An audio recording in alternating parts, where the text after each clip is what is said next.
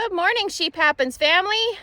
So it's a nice warm morning out here, and yeah, I figured I would take you guys along and put this wire up. Now I've got kind of something very jimmy rigged or color engineered or however you want to put it, and I'm hoping that it'll work. I've kind of done a modified version of this before.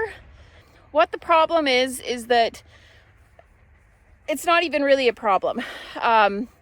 These woven wire, the Paige wire unrollers, are very expensive to buy for, you know, the one time that you need them to put up a fence. Now, obviously this fence behind me is older and not great wire. But what happened when this fence was put up is it was just laid down on the ground and then hand tightened up. You put your boards on and then hand tighten it with stretchers.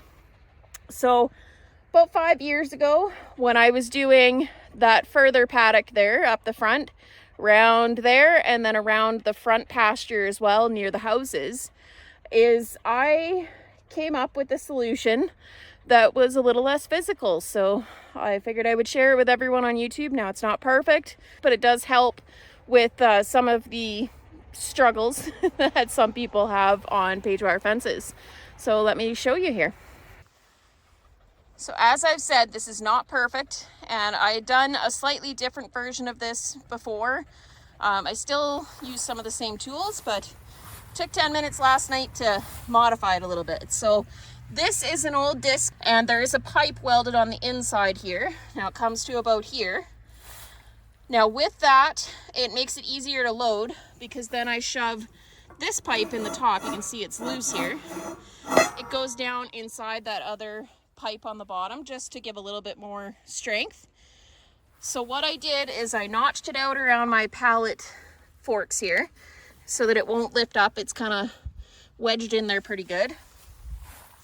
And then on this side, underneath this U-bolt and 2x4, it is also the same thing. It's notched on either side of the pallet fork.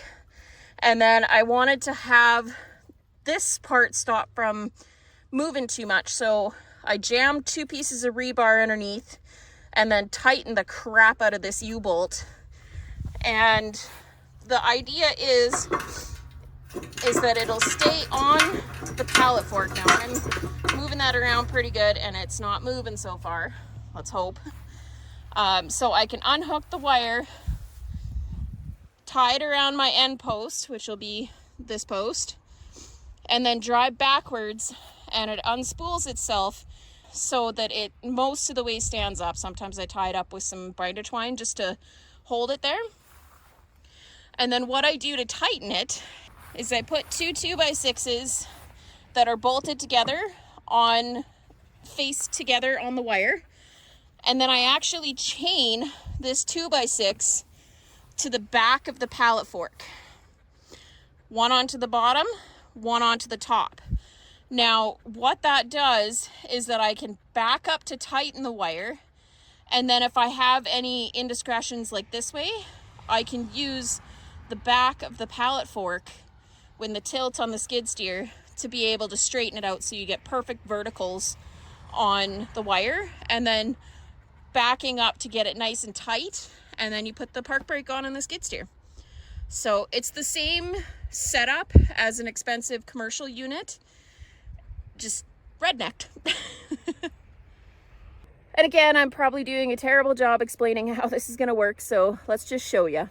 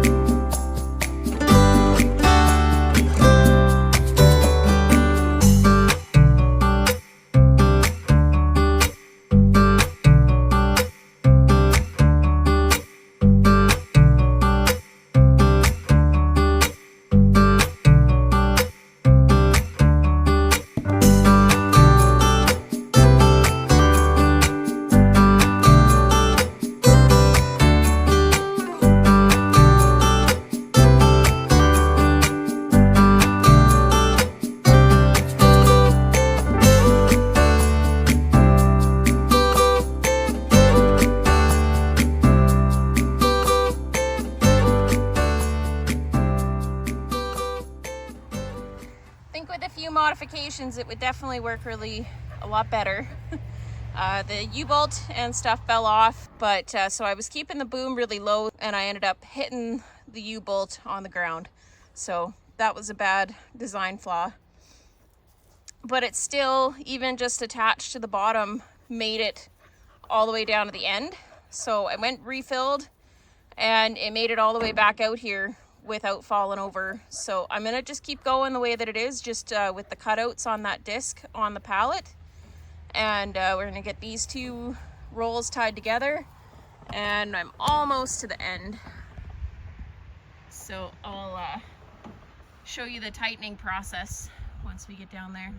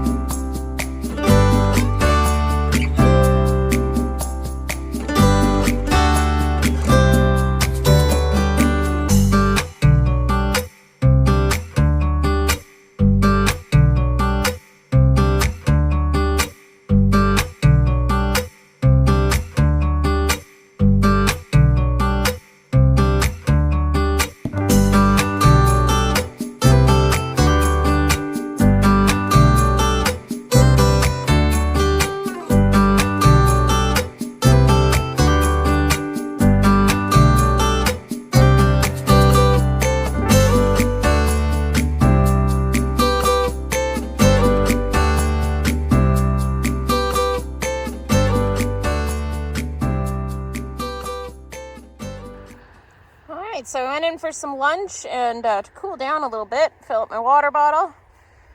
This is all tied up and got a few little kinks I gotta work out that got bent here, but it's tight. It's not stapled yet, but it's tight. I gotta clear out some of that mulching so I can get that right down to the ground.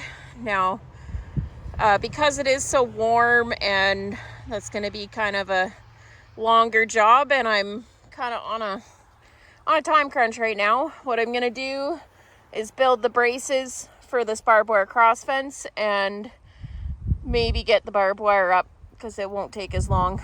So that's my next action plan. So as you can see, it's not a perfect stretch,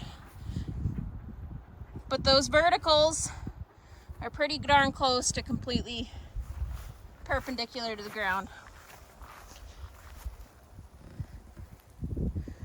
And then you never want to take these tension humps out of the wire. The top ones will come out a little bit, but you never want to pull it so tight that you don't have those tensioners. Because what that does is the wire expands and contracts with the seasons, because we can have 80 degrees Celsius swings around here. From 40 degrees in the summertime all the way through to 40 below Celsius. So it's a big swing. So we always leave those in for the expansion and contraction. The other thing that I'm going to have to do is install the top electrical wire on this. Now, I got to get this tucked down, but there'll be insulators on top of the posts with an electric wire running along the top. And that'll connect this cross fence that I put in. It'll have 2 strands of galvanized electric on it, and that'll connect here, and it'll connect all the way back to where that fencer is in that further barn right there. And that'll power all of the electric fence up the front for the individual paddocks. So yeah, at least it's up though. If anything happens to get out, they're not going to get out onto the highway. Apparently I chose a bad day to do this and film it. Between the traffic on the highway and the friggin' trains today, it's been noisy.